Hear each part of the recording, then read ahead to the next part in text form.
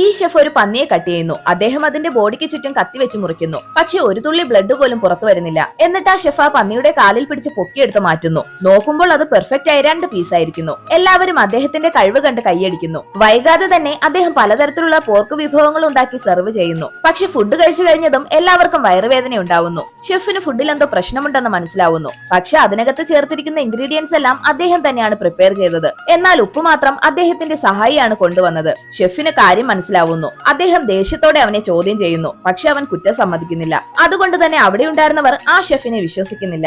അദ്ദേഹത്തിന് യഥാർത്ഥത്തിൽ സംഭവിച്ചത് എന്തെന്ന് തെളിയിക്കാനും കഴിയുന്നില്ല. ഗ്രാമത്തലവൻ അദ്ദേഹത്തെ നാട് കടത്തുന്നു. തന്റെ ജീവിതം മുന്നോട്ട് കൊണ്ടുപോകുന്നതിനായി ഷെഫ് ഒരു റെസ്റ്റോറന്റിൽ ജോലി അന്വേഷിച്ചു വരുന്നു. പക്ഷെ അതിന് അദ്ദേഹം ഇവനെ മത്സരിച്ച് തോൽപ്പിക്കണം. അവനൊരു ബഫർ ഫിഷിനെ എടുത്ത് പെർഫെക്റ്റ് ആയി കട്ട് ചെയ്ത് ഒരു ടേസ്റ്റി ഡിഷ് ഉണ്ടാക്കുന്നു. അതിനുശേഷം ഇദ്ദേഹം ഒരു ജീവനുള്ള മീനിനെ എടുത്ത് കട്ട് ചെയ്യുന്നു. അതിൽ അത്ഭുതകരമായ കാര്യം എന്താണെന്ന് വെച്ചാൽ ആ മീൻ ശരീരത്തിൽ ഫ്ലഷ് ഇല്ലാതെ വെറും മുള്ളുകൾ മാത്രം വെച്ച് വെള്ളത്തിൽ നീന്തുന്നു. അതിന് വേദനയുള്ളതായി തോന്നുന്നില്ല.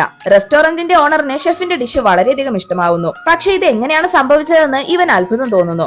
ആ ഷെഫ് താൻ ഫ്രീസ് ചെയ്ത കത്തി വെച്ചാണ് അതിനെ കട്ട് ചെയ്തതെന്ന് പറയുന്നു. അതിനുശേഷം ഇവൻ ഷെഫിന്റെ സഹായിയായി മാറുന്നു. ഇദ്ദേഹത്തിന്റെ ഫുഡ് വളരെയധികം ടേസ്റ്റി ആണെന്ന് അറിഞ്ഞതും റെസ്റ്റോറന്റിന്റെ ഹെഡ് ഷെഫ് അദ്ദേഹത്തോടൊപ്പം മത്സരിക്കണമെന്ന് പറയുന്നു. ആരാണോ തോൽക്കുന്നത് അവർ റെസ്റ്റോറന്റിൽ നിന്ന് പോകണം. അവർ ഉണ്ടാക്കാൻ പോകുന്ന ഡിഷ് ഡക്ക് റോസ്റ്റ് ആണ്. ഈ ഷെഫ് തന്റെ അസിസ്റ്റന്റിനെ കൊണ്ട് ചെയ്യിക്കുന്നു. അവസാനം 2 പേരും ഡിഷ് കംപ്ലീറ്റ് ചെയ്യുന്നു. ഇവൾ ആദ്യം ഹെഡ് ഷെഫിന്റെ ഡിഷ് ടേസ്റ്റ് ചെയ്യുന്നു. അത് അവൾക്ക് വളരെയധികം ടേസ്റ്റി ആയി തോന്നി. അതിനുശേഷം ഈ ഷെഫിന്റെ ഡിഷ് ടേസ്റ്റ് ചെയ്യാൻ പോകുന്നു. അത് തണുത്തതായിരിക്കുമെന്ന് അവൾ വിചാരിക്കുന്നു. പക്ഷെ അവൾ അതിൽ തൊട്ടതും കൈ പൊള്ളുന്നു. അതിൽ നിന്ന് ആവി പറക്കാൻ തുടങ്ങുന്നു. നല്ല മണവും വരുന്നു. അദ്ദേഹം അത് ചൂടോടെ ഇരിക്കുന്നതിനായി പഞ്ചസാര ഉരുക്കി ഒഴിച്ചിരുന്നു. അവൾ അതിൽ നിന്ന് ഒരു പീസ് എടുത്ത് കഴിക്കുന്നു. അവൾ അതിന്റെ ടേസ്റ്റിൽ അതിശയിക്കുന്നു. അത് കണ്ട ഹെഡ് ഷെഫും അത് ടേസ്റ്റ് ചെയ്യുന്നു. അയാൾ തന്റെ തോൽവി സമ്മതിക്കുന്നു. അയാൾക്ക് അദ്ദേഹം അത് എങ്ങനെയാണ് തയ്യാറാക്കിയതെന്ന് അറിയാൻ ആകാംക്ഷ തോന്നുന്നു. അതിന് അദ്ദേഹം താൻ ആ ഡക്കിൽ കത്തികൊണ്ട് തൊട്ടിട്ടേ ഇല്ലെന്ന് പറയുന്നു. അങ്ങനെ ചെയ്താൽ അതിന്റെ ടെക്സ്ചർ നഷ്ടമാവും. അതുകൊണ്ട് അദ്ദേഹം തന്റെ അസിസ്റ്റന്റിനോട് അതിന്റെ എല്ലുകൾ കൈപ്പത്തി കൊണ്ട് തകർക്കാൻ പറയുന്നു. അത് കേട്ട് കഴിഞ്ഞതും ഹെഡ് ഷെഫ് അവിടെ നിന്ന് പോകുന്നു. ഇദ്ദേഹം അടുത്ത ഹെഡ് ഷെഫായി മാറുന്നു.